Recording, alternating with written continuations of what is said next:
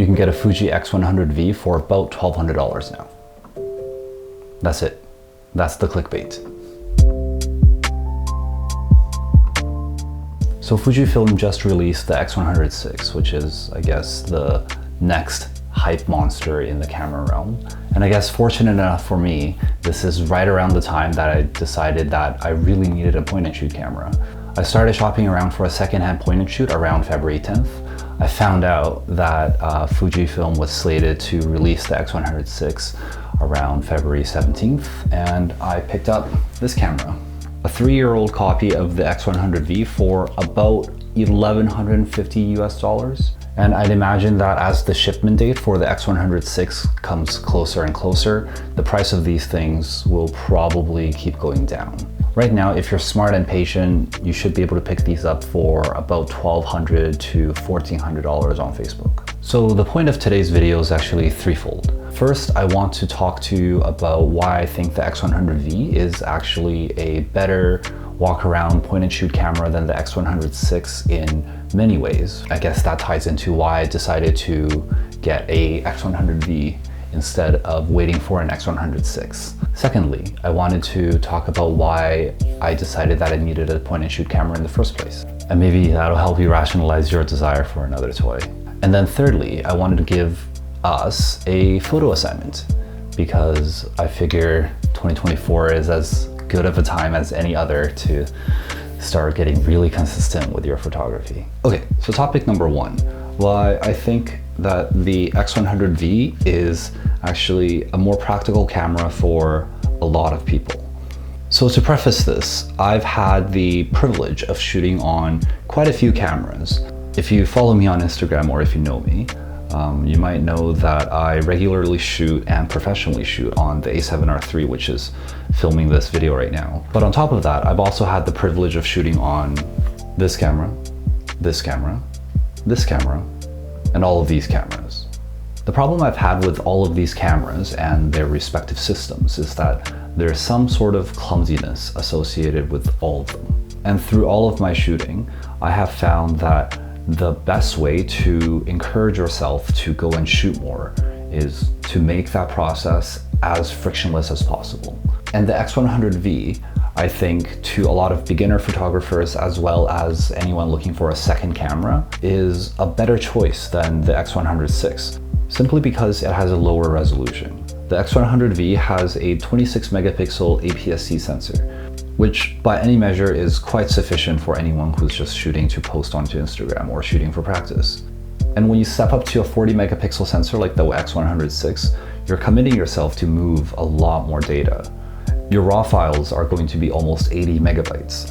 And on a singular UHS-1 slot, the buffer time is going to be quite long. And for the people that are only interested in shooting film simulation JPEGs, the amount of time that it would take to transfer wirelessly to your phone is also going to double. And that's the type of friction that I think beginner photographers or anyone who wants a more casual second camera could absolutely do without. Don't get me wrong, I understand that the X100VI is absolutely a better camera. On top of that denser sensor, you have IBIS, you have better autofocus, you have a better battery life, you have more video capabilities. You also have 3 more film simulations. But at the same time, if you're in the market for a point and shoot camera, my guess is that simplicity matters the most to you. And in that respect, the X100V wins. Okay, topic number 2. Let me justify your gear craving for a second. As I talked about earlier, I've shot a lot of different formats. I went from shooting completely digital to shooting a lot of film to shooting some Polaroids and back to shooting digital again.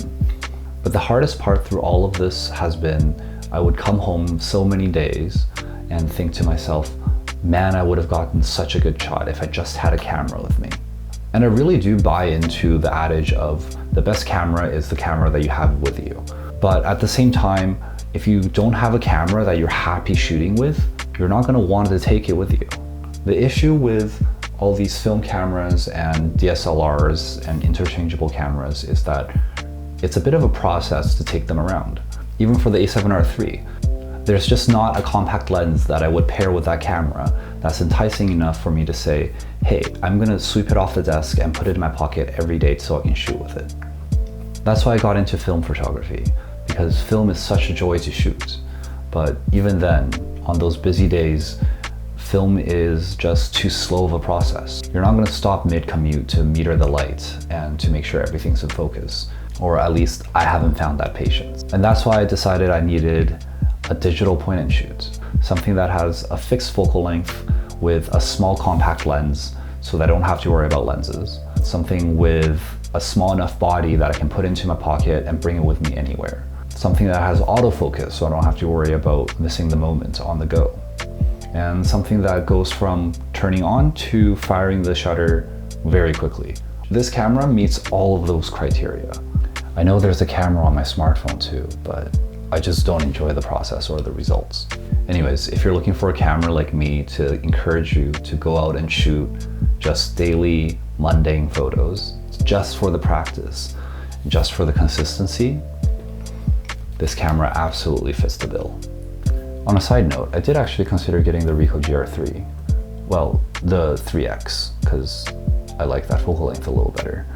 But the idea of a camera where the lens extends out of the body and goes back in just bothers me a little bit. I'm a bit of a neat freak that way. I hate sensor dust. But if sensor dust doesn't bother you much and you don't care for the film sims, I'd actually say the Ricohs are a better option. Oh, and if you're on a tighter budget, I know that the Ricohs and the Fujifilm cameras have been really hyped up by TikTok and Instagram, so their secondhand prices are a little insane. I recommend looking into the Lumix LX100 series of point and shoot cameras. They have a zoomable lens and apparently their image quality is pretty good. So there you go. Okay, on to topic number 3. Because I picked up this camera, I want a chance for me to become a little more consistent with my photography.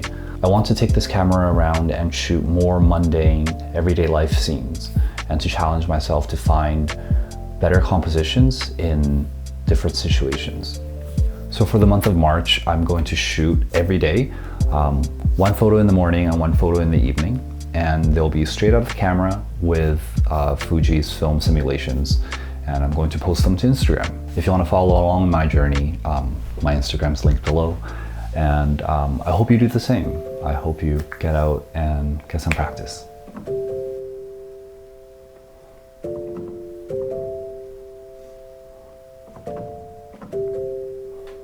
Can I even get this video out by March?